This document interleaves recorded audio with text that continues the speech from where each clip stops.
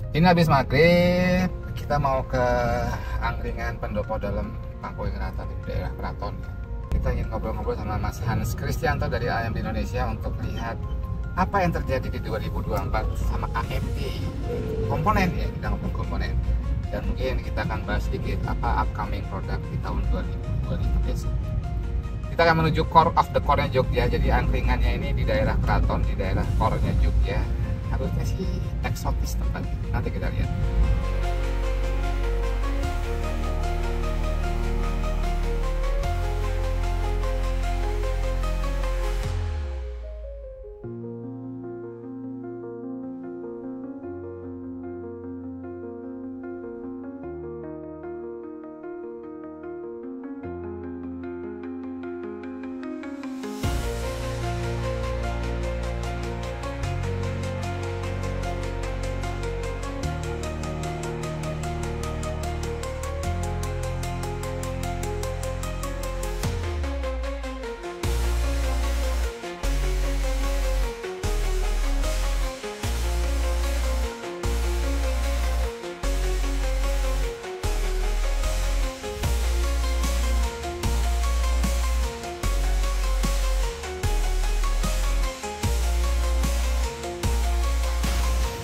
Satu, dua, action.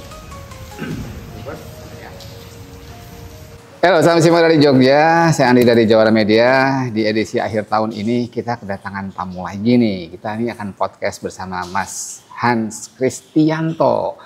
Halo. Mas Hans ini adalah perwakilan dari AMD Indonesia. Monggo kita perkenalkan diri. Mas Hans, monggo perkenalkan dirinya. Ya, oke. Saya Hans. Saya sebagai sales manager untuk produk komponen AMD di Indonesia. Ya. Ini Jadi- tuh singkatnya ya. Ya, jadi singkatnya seperti itu. Mas Hans ini yang bertanggung jawab atas sales komponen PC untuk AMD di Indonesia. Dan sekarang kita nggak ada di studio, kita sedang ada di luar. Kita emang sengaja ngajak Mas Hans keluar untuk suasana yang lebih fresh nih. Iya, thank you banget. Keren banget. Jadi kita ada di pendopo dalam Pakuningrat. Ini adalah di daerah Keraton. Jadi ini core of the core-nya Jogja. Ini lihat sendiri kan masih benar-benar berbau-bau Jogja banget, berbau-bau Keraton dari mulai lantainya, lampunya, background pintunya. Ini ada di daerah Keraton, di dekat, kalau mungkin kalian orang Jogja mungkin tahu ya, di dekat pasar hewan lama nih, dekat apa namanya? Ngasem ya, dekat Ngasem. Dan ini ada sebuah tempat yang luar biasa, sebenarnya masih otentik banget. Dan ini juga menjual makanan-makanan angkringan sebenarnya ya. Ya. Ini apa tadi, minum apa nih? Ini teh telang tadi. Teh telang. Jahe Ini telang, saya ya. teh jahe biasa. Jadi kalau kalian di Jogja, monggo deh sempetin mampir. Nah, di kesempatan kali ini kita akan coba ngobrol-ngobrol tentang Mansang, tentang AMD tentunya, spesifik untuk AMD komponen. Karena menurut point of view saya, 2024 ini luar biasa banget buat AMD komponen. Amin.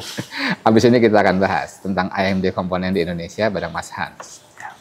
Oke, yang pertama kita akan ngomongin masalah AMD di 2024, spesifiknya di AMD komponen. Jadi dari pengamatan saya, dari point of view saya, ada beberapa produk AMD komponen yang diluncurkan di tahun ini masih Betul. tahun 2024 nih. Betul. Yang menurut saya hampir semuanya ini memang cukup menarik ya, dalam artian di market ini benar-benar cukup hype juga dan memang memiliki poin-poin yang memang dalam tanda kutip memasuki segmen-segmen yang memang tidak ada kompetitornya di situ.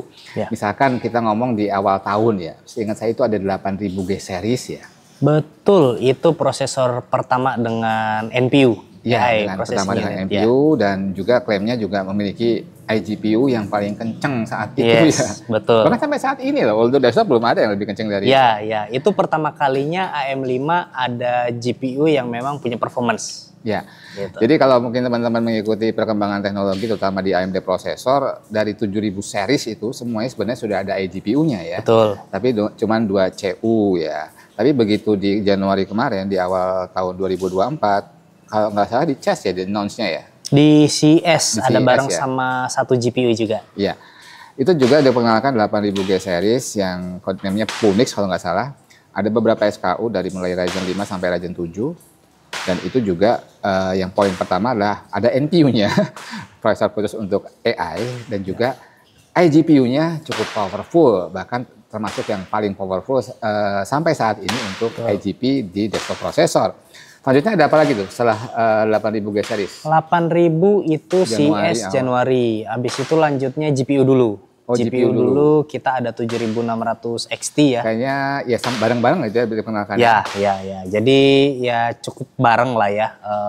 Beda hari aja kok kalau nggak salah itu. Tapi memang available di marketnya kalau nggak salah 76X itu sekitar bulan Maret apa ya. Jadi mulai available di marketnya di Indonesia tuh sama saya ingat. Betul, sedikit lebih lama karena memang GPU biasa harus dibentuk dulu ya. Ada partner brandnya soalnya. Betul, ya. betul. Ya, jadi memang waktu itu 76X itu untuk menjawab kebutuhan VRAM dari sebuah GPU gaming yang sudah cukup tinggi ya. Waktu itu 8GB itu untuk beberapa game sudah ada isu kekurangan VRAM ya. Iya. Sebenarnya secara umum 76XT itu hanya perbaharuan dari 7600 dengan penambahan VRAM yang lebih besar 2 kali lipat 16GB. Ya. Dan ini cukup fenomenal. Waktu itu awal peluncurannya termasuk sebuah GPU dengan VRAM 16GB yang paling Terjangkau, setuju. Dan emang kenyataannya untuk beberapa game modern sekarang, VRAM 8GB itu udah nggak cukup. Kebutuhan VRAM-nya lebih dari 8GB dan emang dijawab oleh AMD dengan meluncurkan 7600XT series dari Radeon series mereka. Iya.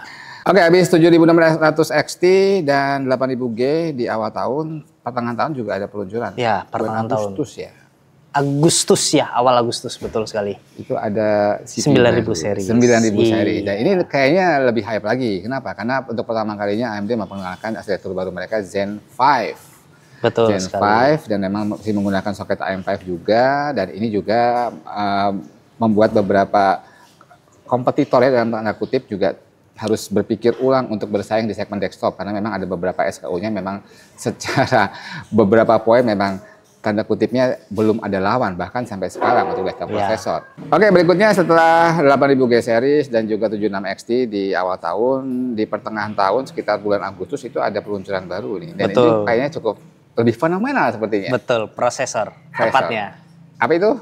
9000 series ya, Ryzen. 9000 series. Karena waktu itu bukan cuma seri baru 9000 series, cuman emang menggunakan arsitektur baru juga. Waktu itu yang diperkenalkan adalah Zen 5 ya. Dan ini pertama kali AMD menggunakan arsitektur baru Zen 5 di prosesor 9000 seriesnya. Ada waktu awal itu ada 4 SKU ya.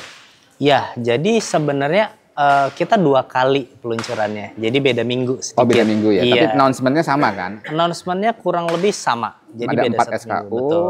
tapi diluncurkan untuk ke marketnya berbeda beberapa minggu. Satu minggu aja. Satu minggu aja. Yang pertama dari Ryzen 5-nya 9600X, 9700X untuk Ryzen 7-nya, dan Ryzen 9-nya ada 2 ya, 9900X dan 9950X. Memang yang pertama diluncurkan yang single CCD dulu ya? Ya, jadi yang Kores lebih sedikit. Ya, sebenarnya. jadi yang pertama diluncurkan ke market itu yang single CCD, artinya mentoknya cuma 8 core. Jadi Ryzen 5, 6 core 12 thread, dan Ryzen 7 9700X, 8 core 16 thread.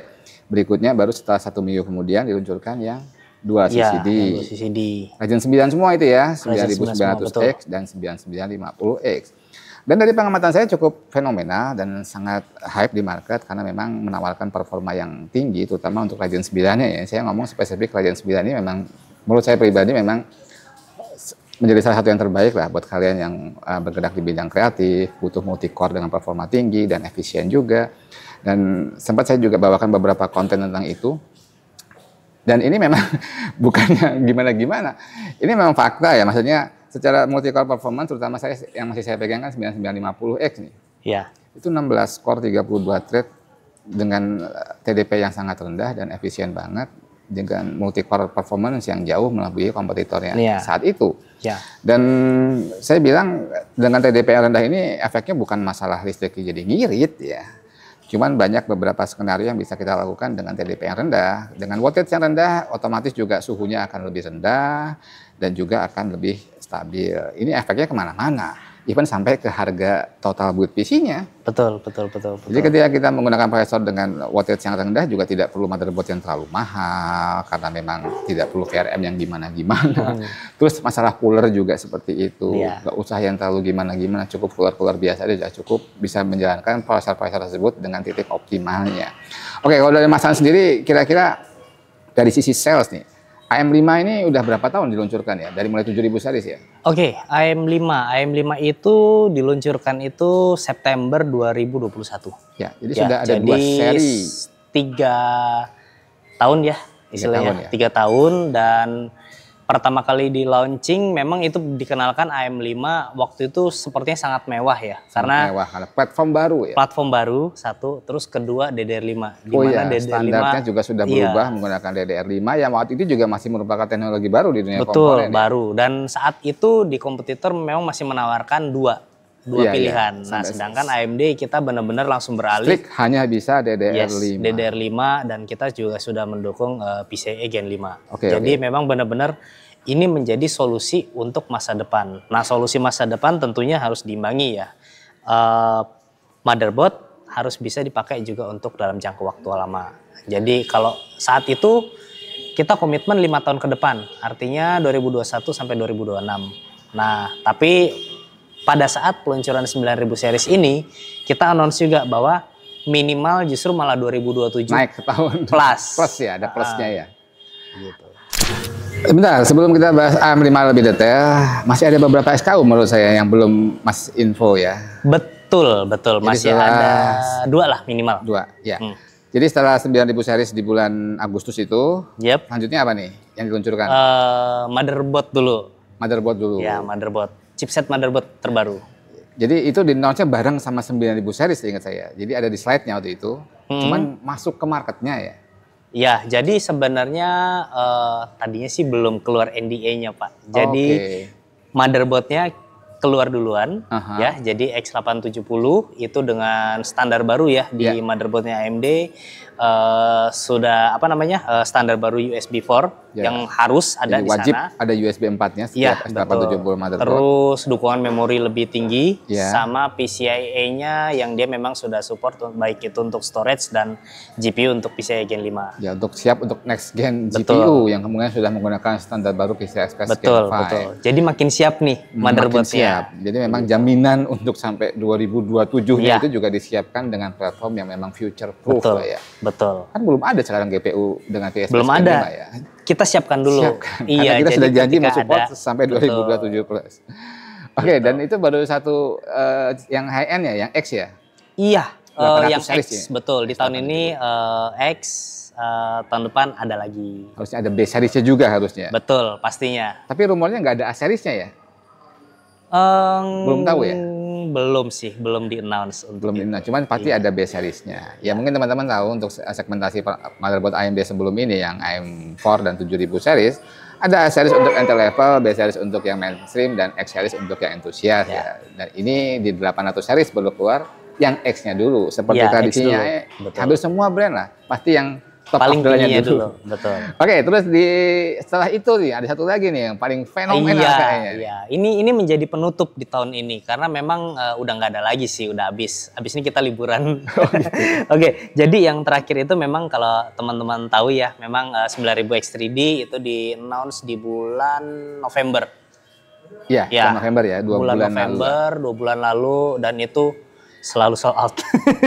Ya, kita juga sempat buatnya konten itu bareng Alpha waktu itu untuk bahas prosesor baru AMD 98S3D yang merupakan seri gaming prosesornya AMD ya. Iya. Generasi kalau dari prosesor generasi ketiga ya. Kalau prosesornya iya, generasi ada kan? Ketiga. Tapi kalau mode 3D Decades-nya generasi kedua. Iya. Gitu. Jadi memang AMD melakukan beberapa pembaharuan di 98S3D ini sehingga secara sederhana itu memindah layer untuk case-nya itu di bagian bawah dari CCD-nya sehingga secara umum si core CCD-nya ini bisa langsung direct ke pendinginan dan memungkinkan pendinginan yang lebih baik dan akhirnya bisa meningkatkan clock yang lebih tinggi. Di 7000 series yang S3D dan 5000 series S3D yang AM4 itu clock-nya relatif lebih rendah dibandingkan. Lebih rendah. Tapi sekarang karena bahkan posisi bisa lebih tinggi lebih tinggi dan bisa di overclock sekarang. Ya, karena itu tadi mungkin alasannya. Tekniknya mungkin bisa lihat video kita tentang 98S di bareng Alpha Jonathan di channel kita. Secara sales ini memang bagus banget Mas. Kalau saya lihat di worldwide emang luar biasa nih hype-nya 98S sebagai gaming CPU terkencang saat ini di dunia. Kalau di Indonesia sendiri gimana nih tanggapan market Indonesia? Oke, ya. Jadi ini tuh menarik ya. Jadi ketika launching, kalau kita bicara launching ya, di Jepang, di Korea, mereka memang masih menggunakan offline, mode offline. Jadi mereka harus membeli di toko Secara offline. secara offline. Jadi makanya kalau mungkin teman-teman sempat lihat, oh antri-antri apa segala macam. Nah di Indonesia karena memang ini kita membagi rata sebenarnya. Jadi dealer-dealer baik teman-teman kalau cek di Sumatera ada, di Jawa, nggak hanya di Jakarta ya, tapi di Jawa Tengah, mungkin Pandi juga melihat ya di di Jogja ya, terus di Surabaya semua dapat kebagian stoknya. Dan memang karena dealer-dealer ini kan juga tidak membuka secara secara harus antri di offline, nggak juga ya. Jadi memang pada saat itu begitu di online dijual itu juga langsung habis di hari pertama. Jadi gitu. Bahkan nggak nyampe 24 jam sih. Isu-isunya kan ada kayak kegoreng harganya sampai jadi naik banget. Ya mungkin ini merujuk pada hukum ekonomi dasar ya. Demand-nya gede, supply-nya belum mencukupi waktu itu. Iya, iya. Sehingga memang secara opportunity sistem hukum ekonomi itu berlaku. Jadi harganya otomatis juga akan jadi naik ya. Iya. Emang benar sempat terjadi seperti itu. Itu di luar kendalinya AMD Indonesia. Setuju, ya? setuju. Jadi gini, itu hukum supply and demand satu ya. Terus kedua adalah begini. Ada hal unik Pandi ternyata. Jadi saat itu ada beberapa dealer yang memang istilahnya menjual di online, lalu ada orang yang memang membeli dan menjual kembali. Jadi itu jadi itu memungkinkan harganya jadi tinggi padahal sebenarnya bukan dari kita yang nge-set tinggi juga gitu. Ya, tapi ini hukum pasar yang kita tidak bisa sama sekali melarang. Ya memang fenomena seperti itu mungkin terjadi ketika memang demand-nya gede. Ya. Demand gede itu memang karena memang secara produk itu memang luar biasa harusnya. Iya, betul. Ya, jadi memang 98 SSD sampai sekarang masih ditempatkan sebagai CPU gaming terkencang saat ini yang bisa meningkatkan FPS untuk sistem gaming kalian ya. Walaupun nggak murah, saya akui nggak murah ya, apalagi untuk orang Jogja ya. Cuman memang realitanya itu laku banget. Iya, betul. Jadi itu mungkin rangkuman launching AMD di 2024 ya. Overall dari mulai 8000G sampai 98 SSD menurut saya cukup menarik dan cukup hype di market karena memang bisa menempatkan produknya di positioning yang tepat di segmen yang tepat juga. Ya, mungkin ada sedikit fenomena launching juga ya.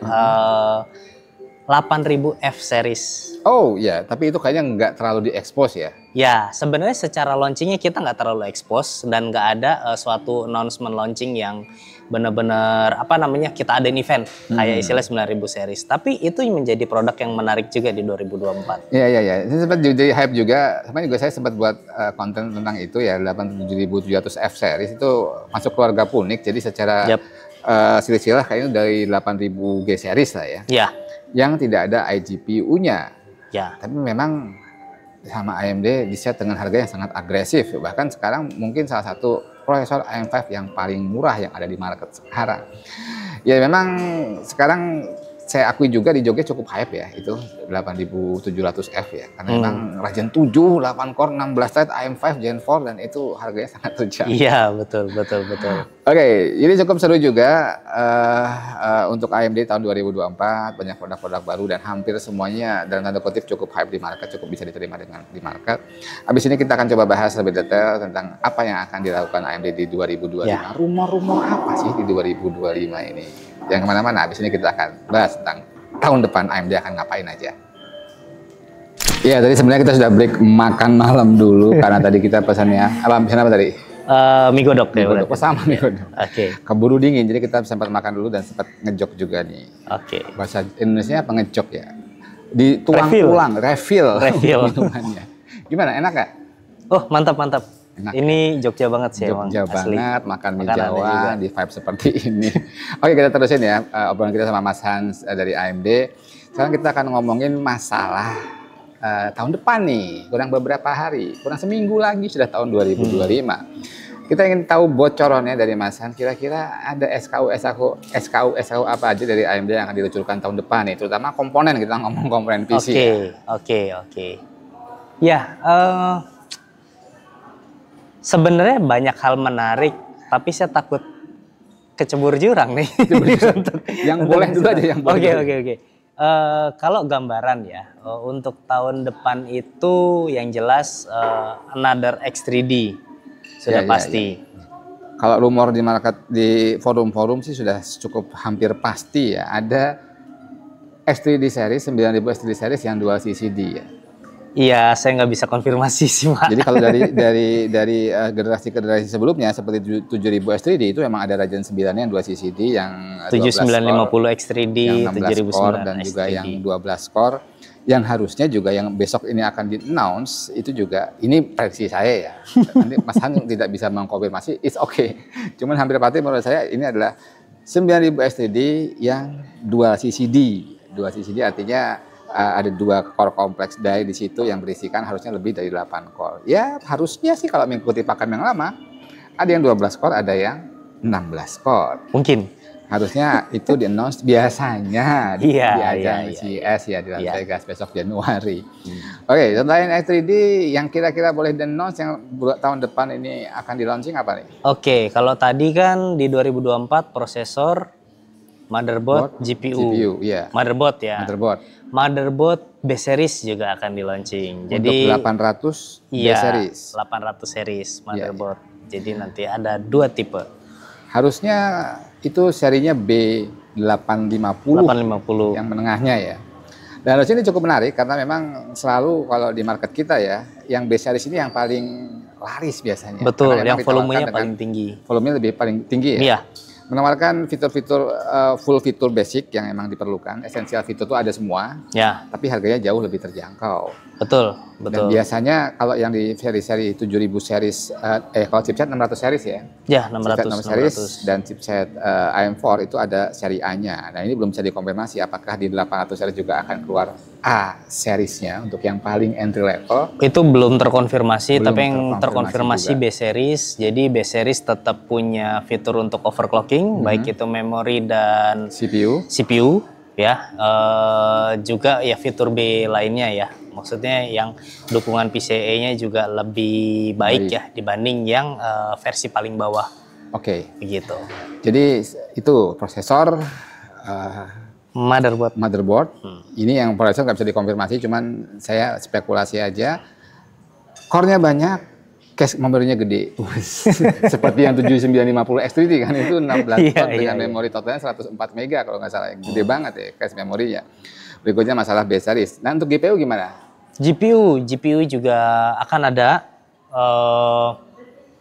sama secara naming, secara apapun saya belum bisa konfirmasi, tapi sudah pasti ada. Jadi 2025 juga akan menjadi tahun yang seharusnya berlanjut ya bagi AMD ya. Jadi prosesor kita punya baru, GPU akan baru.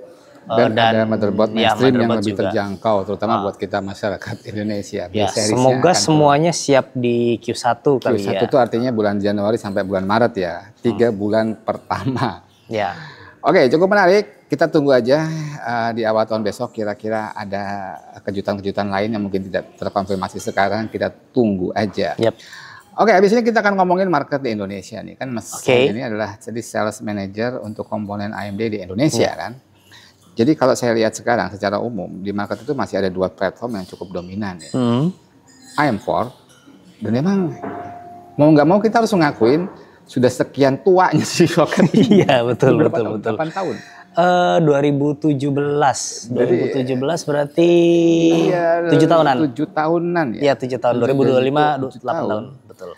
Dan sampai sekarang di 2024 akhir, saya masih mendapatkan info kalau masih ada prosesor seri baru dari AM4. Iya, betul. Dan ini menurut saya kabar positif ya, dalam artian kita ngomong dari tahun 2017 sampai ke 2024, orang yang pakai motherboard tahun 2017, tanda kutip ya secara umum, itu masih bisa menggunakan prosesor terbaru sampai tahun 2024. Iya. Betul. Dan itu bukti konsistensi AMD untuk menjaga soketnya panjang umur. Dan ini juga dijanjikan di AM5. Iya. Jadi sampai berapa tahun? Sampai 2027 plus jadi 2027 plus terakhir dikonfirmasi. Itu mundur ke belakang itu dari tahun berapa? 2021. 2021 sampai 2027. Ya kurang lebih sekitar 6-7 tahun. 6 tahun plus. Jadi bisa jadi ya 7 tahun atau 8 tahun juga masih plus sih. Jadi memang itu salah satu poin yang menurut saya sangat menarik dari AMD untuk konsistensi soketnya. Jadi dari sisi end user pun sebenarnya lebih enak ya. Iya. Mereka tidak usah pusing-pusing ganti motherboard, ganti platform ketika ingin upgrade ke prosesor terbarunya AMD. Nah, kalau kita ngomong dari sisi kacamata sales nih, penjualan di Indonesia, AM4 sama AM5 ini sekarang gimana? Dari awal peluncuran AM5 sampai sekarang dan proporsinya AM5 dan AM4 sampai ke akhir 2024 ini. Oke. Ya, jadi gini. 2021 ketika kita kenalkan AM5 itu memang angka AM5 tentunya kecil sekali, mulai dari nol karena kan. Iya. Jadi kuarter pertama atau istilahnya 2021 akhir ya, dari bulan Oktober sampai Desember itu memang masih sangat kecil. Bisa dibilang 5% lah kurang lebih dari total semua marketnya AMD. Nah, tapi kecil itu kenapa? Karena satu, DDR5 saat itu masih mahal. Kedua, pilihan motherboard juga belum banyak. Ya. Dan jadi orang masih berpikir bahwa saya beli X670 saat itu ya. Apalagi yang I ya, ada yang X670E itu buat apa ya PCIe-nya? Storage belum ada. Gen 5 belum ada ya? Belum. GPU belum ada. Bahkan sampai sekarang GPU belum ada. GPU sampai belum ada yang Gen 5. Nah, tapi kalau kita bicara Gen 5 storage sekarang udah mulai. Iya. Saat ini udah mulai walaupun memang masih agak mahal. Iya. Terus memori sekarang kalau dipikir-pikir dulu 5.200 aja kayaknya mahal sekali. Bisa 2 kali lipat ya kayaknya dari DDR4. Saya ingat banget itu pertama kali saya beli DDR5 itu yang belum 5.200, 4.800. Oh, 4.800 saat itu masih yang tanpa ya. Heat spreader ya. Itu kalau nggak salah sekitar 4 juta something ya untuk 32 GB kit ya. Iya. Betul. Di saat waktu itu kalau nggak salah masih 2 jutaan ya, 32 DDR4 ya. Iya, masih udah di bawah 2 juta bahkan. 2 jutaan ya. Nah, jadi itu yang membuat waktu itu AM5 agak sulit. Iya. Untuk naik. Nah, tapi seiring berjalan waktu kita kenalkan pertama kali itu yang boom itu adalah 7500F kalau Pak Andi ingat. Iya. Ya, itu di mana Ryzen 5 ini kok prosesor aneh ya. Maksudnya gapnya jauh sekali dengan prosesor yang lain saat itu ya. Nah, jadi di situ mulai jualannya cukup kencang ya. Nah, terus beberapa prosesor juga ada penyesuaian harga dan segala macam untuk AM5 termasuk muncul B650 yang harganya yang cukup terjangkau ya dari berbagai brand ya, nggak hanya brand yang mainstream ya, tapi kayak istilahnya yang kita bicara Asus, MSI, Gigabyte, ASRock lah yang di Indonesia semuanya mengeluarkan B650 yang tadinya di atas 3 juta, sekarang 2 jutaan udah dapat. Bahkan sekarang sudah ada di bawah 2 juta. Ya, sekarang udah ada yang di bawah 2 juta. Artinya semakin visible untuk dibeli gitu. Nah, jadi perlahan bahkan sampai sekarang kalau di total itu bisa dibilang udah 25% lebih AM5. Jadi kenaikannya cukup signifikan terutama saat-saat ini. Karena yaitu dia yang tadi kita sempat singgung 8700F. Orang beli Ryzen 7 atau sekelas i7 lah ya kalau di sebelah ya. Itu dengan harga 2,5, 2,6 lah ya harga market. Jadi itu udah sangat murah, bahkan bisa dibilang lebih murah dibandingkan dengan beberapa tipenya Ryzen 7 yang ada di AM4. Kayak contoh ya? 5700X3D. Saya nggak pernah kepikiran loh. Ya. Even sama 5700X3D harusnya harganya mirip-mirip ya. Mirip, tapi mungkin kalau kita tahu platform totalnya. Iya, tapi kalau kita mungkin bisa lihat bahwa case-nya beda, ya kan, besar case-nya beda. Performance-nya mungkin untuk beberapa case juga berbeda. Tapi itu balik lagi pilihan. Jadi ketika memang teman-teman yang tadi dari 2017 pertama kali beli Ryzen ya, istilahnya beli 1.700 saat itu. 1.600, ya kan? 1.700. Masih punya B350 atau misalkan X370. Itu bahkan kalau mau diupdate, mau pakai 5700 pun ketika prosesor mati masih bisa gitu. Atau sebaliknya, masih punya prosesor lama mau cari motherboard yang sekarang B450 mungkin. B550 yang Gen4 lah misalkan. Betul. Nah, itu adalah suatu pilihan kalau memang mau tetap eksis di AM4. Tapi kalau misalkan mau build baru, nggak ada salahnya untuk investasi ke AM5 karena ya balik lagi kita beli saat ini 2024 2027 berarti paling nggak 3 tahun kita masih bisa pakai Kenyataannya untuk yang di kasus generasi sebelumnya itu bahkan lebih panjang ya. Betul. Nah, jadi kurang lebih seperti itu. Jadi bisa dibilang kalau untuk build baru mungkin udah mulai pada beralih ke AM5. Tapi kalau memang dasarnya saya butuh cuma buat office nih. Ya kan, ada pengadaan buat office atau buat apa namanya yang kebutuhan-kebutuhan simple lah. Ya kan. Ya sudah, beli beli AM4 masih bisa. Dan kita masih punya juga prosesor-prosesor baru. Iya. AM4. Even kalau Gitu. sekarang di market realitanya masih ada beberapa prosesor legend dari AMD yang masih continue diproduksi seperti 3200 gitu.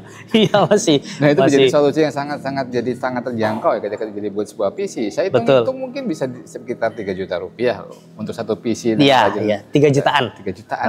3 jutaan. Gitu. Dan ini memang komitmennya AMD untuk membuat sebuah platform yang memang future proof, bukan dalam artian fitur-fiturnya aja, cuma konsistensi akan digunakan terus ke depannya. Dan ini poin yang sangat menarik buat end user. Mungkin yang ingin membuat PC yang agak serius nih, gak usah takut bahwa dukungannya akan berkurang di 3, 4, 5 tahun ke depan. Ini terbukti di AM4 sampai 7 tahun, 8 tahun pun kemungkinan masih ada bahkan prosesor baru loh. Iya, betul. Oke, itu mungkin dari sisi market di Indonesia. Jadi mungkin teman-teman buat yang ingin ngebuat PC AMD untuk yang memang butuh kedepannya lebih panjang ya pilih AM5.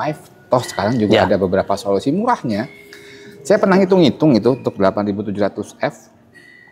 Yang motherboard entry level ya B series lah ya, B series dan mungkin GPU RX 6600 ya. Ya, masih continue kan itu? Masih continue. Justru kalau dipikir-pikir di market cari GPU yang budget 3 juta lah ya, 3 juta ya istilahnya. Benar-benar totally baru ya, 100% baru. Terus support untuk 1080p ya, gaming untuk ya. Gaming overall 1080p saya rasa 6.600 udah paling menarik harusnya. Sebentar. 3 jutaan. Iya, di sebelah apa? Benar juga sih. Ya enggak? 56 giga itu tetap overall di bawah 6.600 ya. Iya. Iya, jadi kalau saya hitung-hitung misalkan kita jodohkan 8700F, 6.600 mungkin dengan sebuah entry level monitor yang sekarang sudah bergerak ke 24 inci mungkin 100 Hz. Berapaan tuh monitor? Motor sudah di angka 1 juta kecil lah ya. 1 Jadi juta total kecil. bulletnya lengkap di situ mungkin dengan 87F dan 6600 itu bisa sekitar 10 juta doang. Oh, oke. 10 jutaan atau bisa di bawah 10 juta nggak nih? Ya tergantung pemilihan brand ya. Ini kita satu brand dan brand lain itu dengan seri motherboard yang sama bisa perbedaannya cukup signifikan masalahnya. Oke. Kalau kita ngomong entry lah, kita ngomong tidak usah terlalu milih-milih brand atau kita cari yang paling value aja. Itu bisa di angka sekitar 10 juta bahkan 10 juta ke bawah. Satu set PC loh. PC, 8700F udah AM5 dan harusnya kedepannya juga lebih future proof. Iya. Ryzen 7 lagi. Ryzen 7 lagi 8 core 16 thread Zen 4 ya. Iya. Ya, gitu teman-teman. Jadi itu kurang lebih market AMD di Indonesia sampai saat ini perkembangan AM5. Walaupun bagaimana tetap AM4 masih dominan karena mungkin panjangnya umur dan juga varian yang sangat banyak dan juga pricing ya. Dari mulai yang benar-benar terjangkau, tadi kita bilang bisa di sekitar 3 juta rupiah untuk sampai ke mungkin yang menengah masih bisa ya. Ryzen 9 masih ada, yang 16 core 32 thread 59 XT itu ya terakhir ya. Iya betul. Ya, terus saya juga sering dapat info, baca-baca juga ada seri-seri baru untuk AM4 yang sebenarnya seperti 56 GT ya, ada tambahan T itu sebenarnya apa sih? Sebenarnya ya T itu beberapa kali penamaan ya di AMD, bahkan kalau kita ingat, mungkin Pak Andi ingat dulu ada 3600 XT, 3900 XT ya sama 3800 kalau nggak salah. Nah jadi intinya kita masih tetap melakukan penyempurnaan di prosesor, bahkan prosesor yang lama gitu. Makanya ada sedikit perubahan ya. Kalau kita bicara di GT series itu secara boost clocknya memang lebih tinggi. GT yang ada 5600 ya, GT. Nah, jadi itu lebih tinggi sedikit. Jadi secara improvement performa ada. Jadi kita improve, memang ada sedikit, memang ganti nama ya. Terus ke depan juga akan ada 5600 T juga akan ada. Jadi ada beberapa improvement itu kita sedikit ubah namanya jadi ada T. Tapi bukan itu stand for what ya? ada yang ngomong turbo, ada yang ngomong apapun lah. Tapi intinya adalah itu suatu produk yang mengalami improvement sebenarnya. Nah, jadi kalau dibilang secara pricing mungkin nggak beda ya. Nggak beda, Bahkan ya. istilahnya mungkin kalaupun ada beda sedikit Jadi karena nge-replace memang harga yang non-T iya, ya. iya. Jadi ini opsi buat user ketika istilahnya 5.600G sekarang mungkin udah agak jarang ya ditemuin. Langsung bisa ke 5.600 GT atau ada juga versi sedikit lebih murah 5.500 GT. Oke. Gitu. Kurang lebih seperti itu. Tapi balik lagi produk lama masih ada nggak? Ada beberapa yang memang masih eksis 3.200G, 3.400G itu juga memang masih ada di market untuk prosesor yang harganya 1 juta lebih sedikit. Iya. Gitu. Jadi kalau dipikir marketnya AM4 bagaimana? Yaitu memang kalau butuh cari yang istilahnya yang sudah jalan ya, sudah istilahnya mainstream itu mungkin di AM4 karena memang SKU yang paling laku atau tipe yang paling laku di AM4 itu memang yang G atau GT series. Jadi ada yang X dan X3D juga masih ada ya 5000 X3D. Iya. Tapi secara number atau secara angka penjualan sudah mulai mengarah ke AM5 kalau untuk performance. Jadi kalau untuk yang biasa ke AM4. Gitu. Jadi kalau kita ngomong line up produk untuk prosesor AMD memang dari yang 1 jutaan sampai yang paling mahal sekarang mungkin yang 9950X ya.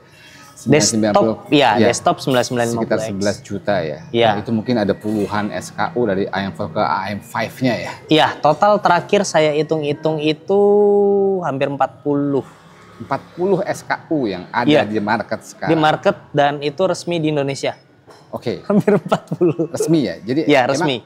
Ya, ini juga sekalian nanya nih, Bung Adamasan. Oke. Jadi apa benar sekarang juga ada beberapa prosesor tidak resmi yang dijual di Indonesia? Maksudnya tidak melalui distributor AMD Indonesia resmi. Oke. Terus kalau memang benefitnya apa sih kalau end user membeli produk resmi ini? Oke. Ya, jadi gini. Prosesor bergaransi resmi itu prosesor yang memang diimpor atau didistribusikan oleh PT Media Device (IMD) sama Nusantara Jaya Teknologi itu NJT. Yang dipointed oleh AMD. Iya, yang benar-benar di-appointed oleh AMD secara resmi untuk mendistribusikan di Indonesia. Jaminannya apa? Jadi ketika memang nanti ada kerusakan di prosesor, walaupun jarang ya sebenarnya. Sebenarnya jarang, tapi sama aja kayak kita beli asuransi ya. Kita nggak tahu kapan kejadian, ya kan. Nah, jadi ketika ada masalah itu nanti tinggal kembalikan ke toko, biasanya ya user ya, kembalikan ke toko atau kembalikan ke distributor. Ya, itu bisa. Jadi nanti tokonya yang ngurus ke distributor. Kalau memang dinyatakan valid bahwa ini memang rusak, bukan karena kelalaian ya, maksudnya short gara-gara istilah penggunaan komponen lain yang ini ya, atau ini terjatuh. Komponen, walaupun bagaimana ini komponen harus dipasangkan dengan komponen lain dengan proper. Nah, jadi ketika dinyatakan ini bahwa benar, itu akan digantikan secara langsung begitu sama distributornya. Nah, jadi flow-nya tuh kurang lebih seperti itu dan bisa dibilang distributor resmi ini itu memang sesuai dengan regulasi pemerintah.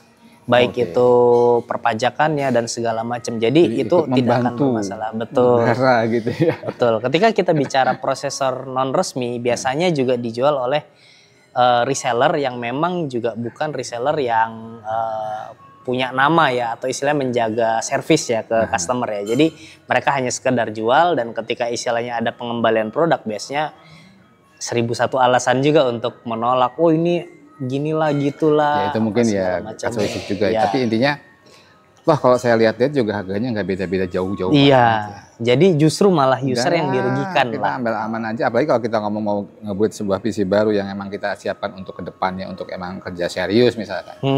Harusnya dengan pertimbangan seperti itu, milih yang resmi kayaknya lebih aman dan lebih nyaman ke depan. Iya. Intinya jangan berpikir bahwa prosesor nggak gampang rusak.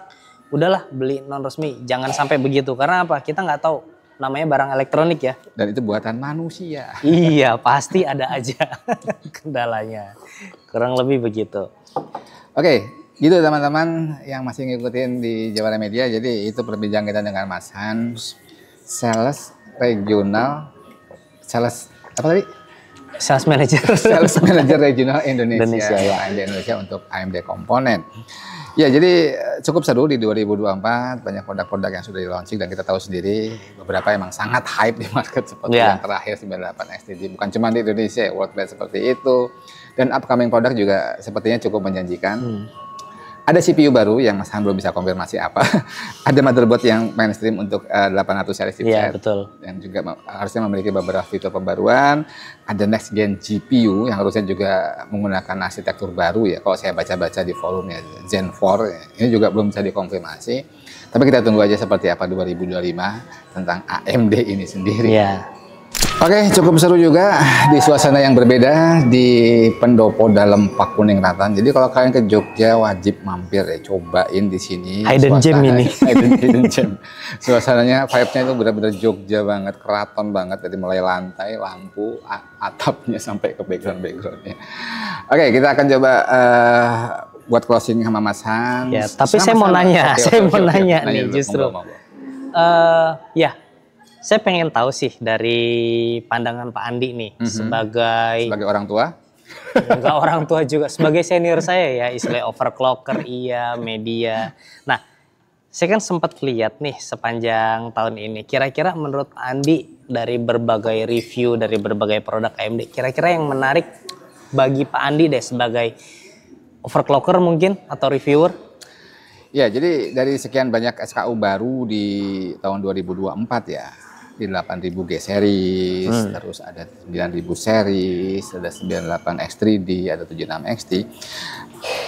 Jujur kalau kita ngomong di 8000 G series ya, itu memang kalau kita lihat dari point of view tertentu, itu oke, value banget. Punya beberapa benefit yang memang tidak terlawankan.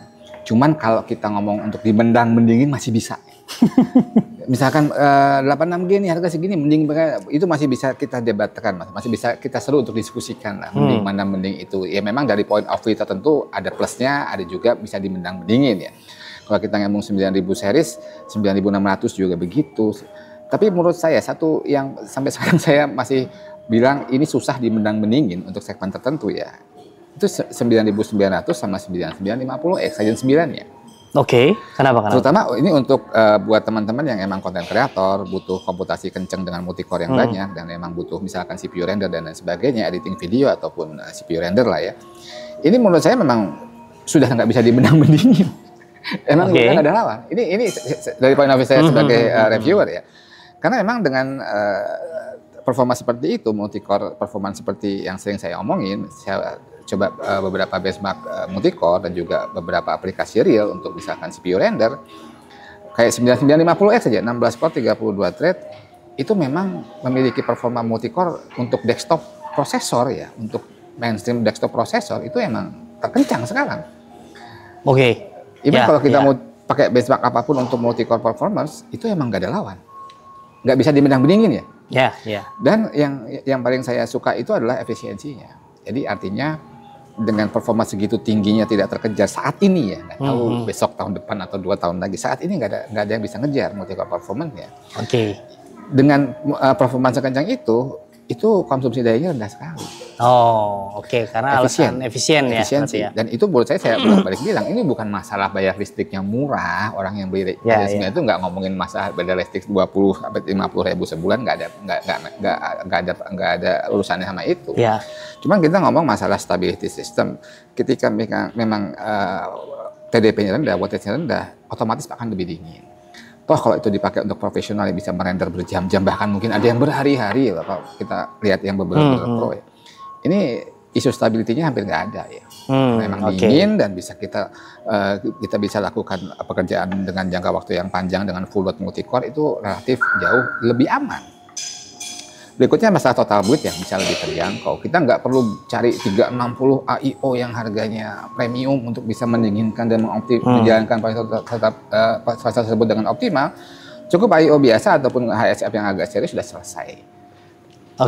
Dan di beberapa sekeliling juga orang yang butuh high performance PC dengan dimensi yang compact, bina ITX PC jauh lebih mudah. Jadi untuk yang lain mungkin masih bisa dibendang-bendingin ya. Cuman kalau menurut saya yang 9950X sampai sekarang susah untuk dimendang-mendingin. Oke. Dari performa dan juga dari efisiensi. Bahkan dibanding sama 9800 X3D, Pak Andi masih tetap milih 9950X. Ya, itu menurut saya itu beda peruntukan ya. 98 X3D itu gaming CPU tetap 8 core 16 thread. Ini yang 16 core 32 thread. Dan bahkan 98 X3D pun sebenarnya masih bisa dimendang-mendingin ketika budget orang terbatas. Oh, oke. Kita bisa nurunin CPU-nya untuk mendapatkan GPU yang lebih baik dengan hasil performa yang masih bisa juga dimendang-mendingin. Itu sih menurut saya. Masih ada celah untuk dimendang-mendingin. Terutama untuk gamers yang budgetnya terbatas. Jadi kalau ngutip katanya Alfa, kalau kalian bisa beli 98 X3D, jangan ngurangin budget buat GPU gitu. Harus menggunakan GPU yang performanya juga bisa mengimbangi 98 X3D ini. Kayak gitu kira-kira. Oke, menarik. Jadi kamu yang nanya gantian. Iya dong, karena saya juga pengen tahu. Ya moga-moga tahun depan ada produk-produk yang menarik lagi yang memang benar-benar membuat market semakin bergairah dan juga alternatif buat Indonesia semakin banyak tentunya. Ya, semoga. Gitu aja teman-teman, karena ini bukan di tempat kita tidak, mungkin ini udah mulai rame. Terima kasih juga buat pihak pendopo dalam Pak Kuning Natan sudah mengizinkan kita untuk buat podcast di sini di core of the core-nya Jogja di daerah Keraton. Terima kasih juga Pak Andi udah ngajak saya ke tempat saya ini. Dong yang kembali. Saya makasih buat Mas Hans. Gitu ya teman-teman, sharing kita sama Mas Hans Kristianto dari AMD Indonesia. Moga-moga podcast akhir tahun ini bisa memberikan info yang berguna dan juga semoga bermanfaat buat teman-teman. Sampai jumpa di video berikutnya. Salam istimewa dari Jogja. Bye-bye.